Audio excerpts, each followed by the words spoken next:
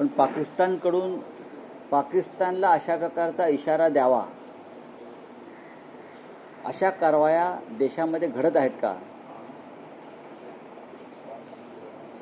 हे सुद्धा जनतेला विश्वासात घेऊन सांगणं गरजेचं आहे. माझ्या माहितीप्रमाणे अद्याप ऑपरेशन 1 संपलेलं नाही असं आपले संरक्षण मंत्री म्हणतात. ऑपरेशन 1 संपलेलं नाही, ते चालू आहे. जोपर्यंत दहशतवादाचा पूर्ण बिमोड होत नाही तोपर्यंत ऑपरेशन 1 चालू राहील. हे संरक्षण मंत्री राजनाथ सिंग यांनी अनेकदा स्पष्ट केल्यावर हे ऑपरेशन 2 आलं कुठून? मुळात ऑपरेशन 1 पूर्ण झालेलं नाही. ऑपरेशन 1 हे आंतरराष्ट्रीय दबावामुळे अर्धवट सोडून आपण मागे आलेलो आहोत. ऑपरेशन 1चा मुख्य उद्देश होता पाकव्याप्त काश्मीर ताब्यात घेणं, हे सगळ्यांना माहीत असेल. मग आधी ऑपरेशन 1 नुसार पाकव्याप्त काश्मीर ताब्यात घ्या. बलुचिस्तान, गिलगिटिस्तान, बाल्टिस्तान हे जे 3 प्रांत आहेत जे 1948 साली भारताच्या ताब्यातून गेलेले आहेत, ज्याच्यावर पाकिस्तानचा कब्जा आहे, ते सुद्धा घेण्याचं ऑपरेशन 1मध्ये, सिंदूर 1मध्ये आपल्या भारताचं ध्येय होतं. या सगळ्यावरती अद्याप कारवाई झालेली नाही आणि ऑपरेशन 2ची घोषणा लष्कर प्रमुख करत आहे. याचा अर्थ काही लोकसभा निवडणुकांची तयारी सुरू आहे का? तर असं काही घडलं की आम्हाला निवडणुका येतात असं वाटतं, लोकसभेच्या किंवा इतर सार्वत्रिक निवडणुका. पण ठीक आहे, आनंद आहे. देशाला जर काही त्यातून दिशा मिळणार असेल, देशाचा भूगोल वाढणार असेल, भूगोल, तर आम्ही त्याचं स्वागत करू. अभिषेक बॅनर्जी, पश्चिम बंगालमध्ये काल जो प्रकार घडला, तृणमूल काँग्रेसचे सरचिटणीस, विद्यमान खासदार, जे एकदा नाही अनेकदा खासदार झालेले आहेत, पश्चिम बंगालच्या माजी मुख्यमंत्री, ज्याला पश्चिम बंगालची शेरनी म्हटलं जातं, अशा ममता बॅनर्जी यांचे पुत्रवत असलेले भाचे अभिषेक बॅनर्जी ह्यांच्यावर ज्या पद्धतीनं भारतीय जनता पक्षाच्या सरकारने हल्ला घडवला, त्याचा धिक्कार करावा तेवढा थोडा. विद्यमान खासदाराला एका पक्षाच्या, राष्ट्रीय पक्षाच्या सरचिटणीसाला, जो खासदार आहे, निवडणूक हारली आणि नवीन सत्ता आली भाजपची, ज्या पद्धतीनं लोकांना फूस लावून त्यांच्यावर हल्ला घडवला, पश्चिम बंगालमधलं पुढलं चित्र काय असेल आणि एकंदरीत देशातलं, हे कालच्या घटनेनं स्पष्ट झालं. आम्ही चोर मार्गानं फक्त निवडणुका जिंकणार नाही, विरोधकांचा पराभव करणार नाही, तर त्यानंतर जे विरोधक आमच्या विरुद्ध बोलतील, लढतील, त्यांना आम्ही अशा प्रकारे खतम करू रस्त्यावर. हा इशारा जर भारतीय जनता पक्ष देऊ इच्छित असेल तर या देशातली जनता, राजकीय कार्यकर्ते तुमच्या विरुद्ध लढायला आणि मरायला तयार आहेत. महाराष्ट्रात त्याने करण्याचा प्रयत्न केला पण तो सफल झाला नाही. आसाममध्ये सुद्धा याच पद्धतीनं त्यांचा कारभार सुरू आहे आणि पश्चिम बंगालमध्ये जे विष ते पेरतायत, यात त्यांचाच बळी गेल्याशिवाय राहणार नाही. अभिषेक बॅनर्जी यांच्यावरच्या हल्ल्याचं ज्याने चित्रण पाहिलं आहे त्यांना कळेल, अनुभव येईल की किती गंभीर परिस्थिती पश्चिम बंगालमध्ये उद्भवलेली आहे. पंतप्रधान मोदींच्या आव्हानाला इंधन बचतीच्या माहितीच्याच मंत्र्यांकडनं 13ची टोपली दाखवली गेलेली आहे. हेलिकॉप्टरसह 22 गाड्यांचा ताफा मंत्री संजय राठोड यांचा पाहायला मिळाला आहे. मग कारवाई करा.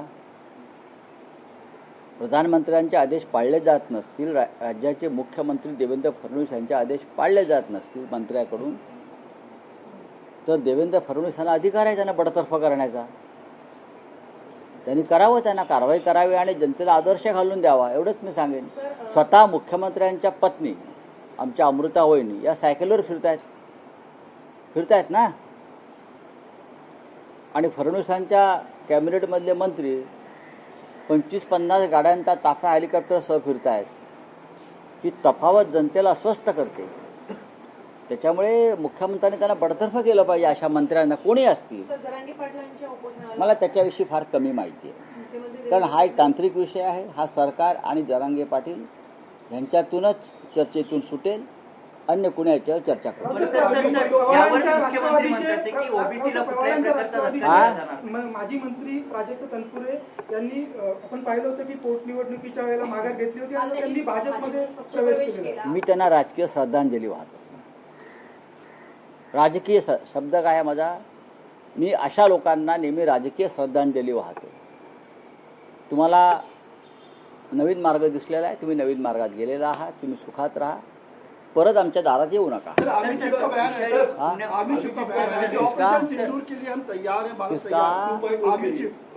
देखिए, आर्मी चीफ का जो बयान है उसका मैं स्वागत करता हूँ. भारतीय सेना, भारतीय फौज हमेशा राष्ट्र की रक्षा के लिए तैयार रहती है, लेकिन ऑपरेशन सिंदूर 2 की बात हो रही है. हम अभी ऑपरेशन 1 से बाहर नहीं आए हैं. डिफेंस मिनिस्टर राजनाथ सिंह बार बार कहते हैं कि ऑपरेशन सिंदूर 1 अब तक चल रहा है, ख़त्म नहीं हुआ. और जब तक पूरी तरह से पाकिस्तान स्पॉन्सर्ड टेररिज्म ख़त्म नहीं होगा, सीमा से घुसखोरी ख़त्म नहीं होगी, तब तक ऑपरेशन सिंदूर चलता रहेगा. तो क्या ऑपरेशन सिंदूर ख़त्म हो गया, पहलगांव का बदला पूरा हो गया? ये बताइए पहले. क्या लोकसभा के चुनाव आने वाले हैं इसलिए ऑपरेशन सिंदूर की बात ऑपरेशन सिंदूर 2 की बात चल रही है? हम तो तैयार है, हमें मालूम है, हमारे फौज पर पूरा विश्वास है, डिफेंस मिनिस्टर पर विश्वास है, आर्मी चीफ पर विश्वास है, लेकिन कुछ क्लेरिफिकेशन जनता को चाहिए. ऑपरेशन सिंदूर 1 पूरा हो गया, क्योंकि राजनाथ सिंह जो हमारे रक्षा मंत्री है वो कहते हैं कि पूरा नहीं हो गया है तो चलेगा. अंतर्राष्ट्रीय दबाव में हमने ऑपरेशन सिंदूर को पीछे लिया है. ऑपरेशन सिंदूर जब शुरू हुआ तो हमारी बात ये चल रही थी कि पाक ऑक्यूपाइड कश्मीर हम लेके आएंगे, गिलगिटिस्तान वो बाल्टिस्तान वगैरह जो एरिया है वो लेके आएंगे. तो क्या पूरा हो गया? वो हमारा जो मकसद था ऑपरेशन सिंदूर 1 का, वो पूरा हो गया? पहले ये पूरा करिए. पीओके लेके आइए, वहाँ तिरंगा या जय श्री राम का झंडा आप लहराइए. फिर वो जो दूसरा एरिया है जो 1948 में चला गया था हमसे, वो लेके आइए, वहाँ भी अपना झंडा लगाइए. बाद में पूरा पाकिस्तान लेने के लिए आप ऑपरेशन का जो सिंदूर 2 है वो चालू कर लीजिए. हाँ, हमारा पूरा विश्वास है नरेंद्र मोदी के ऊपर. कल जिस तरीके से अभिषेक बनर्जी पर हमला हुआ, ममता बनर्जी बीजेपी की आलोचना करेगी. आलोचना बीजेपी की नहीं करेगी तो किसकी करेगी? पश्चिम बंगाल में किसकी सरकार चल रही है, दिल्ली में किसकी सरकार चल रही है?